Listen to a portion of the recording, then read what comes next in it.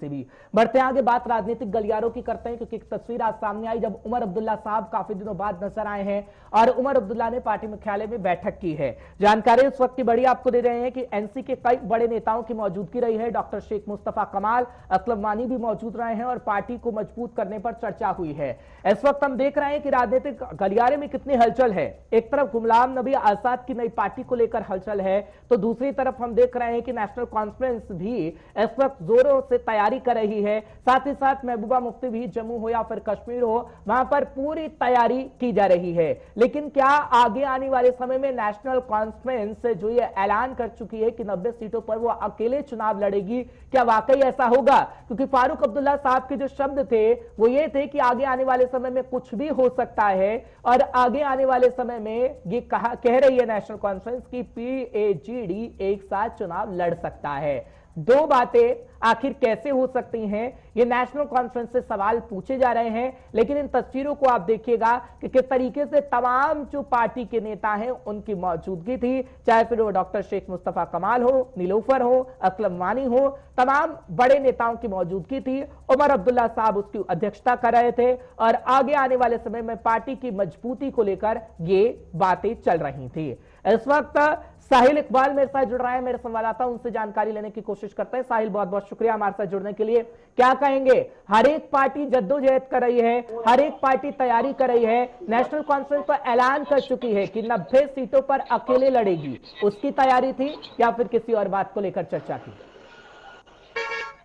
बिल्कुल हर्ष, आपको मैं बता दूं कि आज ये जो इजलास हुआ, ये जो पार्टी का हेडक्वार्टर है नवाज़ वहां पर हुआ था और इसकी सदारत जो है उमर अब्दुल्ला खुद कर रहे थे। और आपको बता दूं कि ये शुमाली कश्मीर के जितने भी वहां पर जिला इंचार्ज हैं या बाकी जो वहां पर ओहदेदार हैं उन सबको बुलाया गया था। और जिस तरह से अभी आपने कुछ बड़े लोगों के नाम भी, बड़े लीडर्स के नाम भी लिए, जिनमें मुस्तफा कमाल है या नासिर असलम वानी का आपने नाम लिया, वो भी इस मीटिंग में शामिल थे। और मीटिंग जो है वहां पर जो शुमाली कश्मीर है वहां के ओहदेदारों ने इस मीटिंग के दौरान जो उमर अब्दुल्ला है उनको वहां पर पैदाशुदा मुश्किलात जो हैं उनके बारे में आगाह किया और लोगों को कितनी मुश्किलात हैं और पार्टी को किन मुश्किलात से दो चार होना पड़ रहा है, ये सारी बातें जो है वहां पर उनको बताई गई। और ये भी साथ साथ बताया गया कि पहले जो चीजें आम लोगों को मुयसर हुआ करती थी उनके लिए अब एहतजाज करना पड़ता है और एहतजाज के करने के बावजूद भी वो चीजें जो हैं अब लोगों को दस्तयाब नहीं होती हैं। और साथ ही साथ पार्टी को मजबूत बनाने के लिए भी इस जो इजलास है इसमें जो है बातें।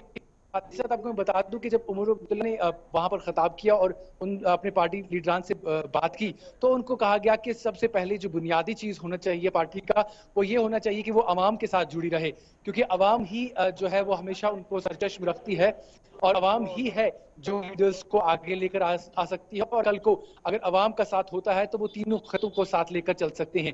और इस पर जो है जिस तरह से आपने कहा कि इलेक्शंस की तैयारियां हैं, बिल्कुल जिस तरह से बाकी पार्टियां जो हैं जलसो जुलूस करते नजर आ रही है, उसी तरीके से हम अगर देखें, हालांकि नेशनल कॉन्फ्रेंस इसको मानने के लिए तैयार नहीं है कि ये इलेक्शंस की तैयारियां हो रही हैं, लेकिन हम ये बात जो है वाज़ेह तौर पर कह सकते हैं कि इस तरह की जब भी इजलास होते हैं, जब भी आप किसी ठीक है, लेकिन इस बात को कहा गया है मीटिंग में कि खास तौर पर युवाओं पे ध्यान रखा जाए, युवाओं को पार्टी में शामिल किया जाए और ये भी कहा जा रहा है कि आगे आने वाले समय में कुछ युवा कार्यकर्ता शामिल होंगे नेशनल कॉन्फ्रेंस में और उसी को लेकर यह तैयारी की गई थी। क्योंकि हमने देखा है कि किस तरीके से चुनाव आयोग की तरफ से बताया भी गया है कि कितने नए वोटर्स हैं और जम्मू कश्मीर के उन नए वोटर्स को लुभाने की कोशिश नेशनल कॉन्फ्रेंस करेगी। उसी एजेंडे पर इस वक्त नेशनल कॉन्फ्रेंस काम कर रही है और उमर अब्दुल्ला उसकी अध्यक्षता कर रहे थे।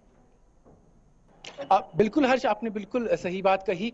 आपको मैं बता दूं कि जब ये इजलास चल रहा था इसके दौरान उमर अब्दुल्ला ने ये बात भी वाज़ेह कर दी और इस बात पर गम और गुस्से का इजहार भी किया गया इस इजलास में कि हाल ही में जो रिक्रूटमेंट्स, जो कैंसिल रिक्रूटमेंट्स हुई, उन्होंने कहा कि इससे जो है नौजवानों में नाउमीदी जो है काफी ज्यादा बढ़ गई है और हमें चाहिए कि अब नौजवानों के साथ जुड़ा जाए। और सरकार को इस बात का वाज़ेह तौर पर नोटिस लेना चाहिए कि नौजवान जो है, क्योंकि हम सब जानते हैं कि जम्मू कश्मीर में बेरोजगारी जो है आसमान को छू रही है और उरूज को है, और इस बीच जब हम बहुत सारे रिक्रूटमेंट्स स्क्रैप होते देखते हैं तो नौजवानों में जाहिर तौर पर जो है नाउमीदी जो है बढ़ गई है। ठीक है, एक आखिरी सवाल आपसे ले रहा हूं, क्योंकि हम देख रहे हैं कि फारूक अब्दुल्ला साहब हो या फिर उमर अब्दुल्ला साहब हो, तैयारी पूरी की जा रही है।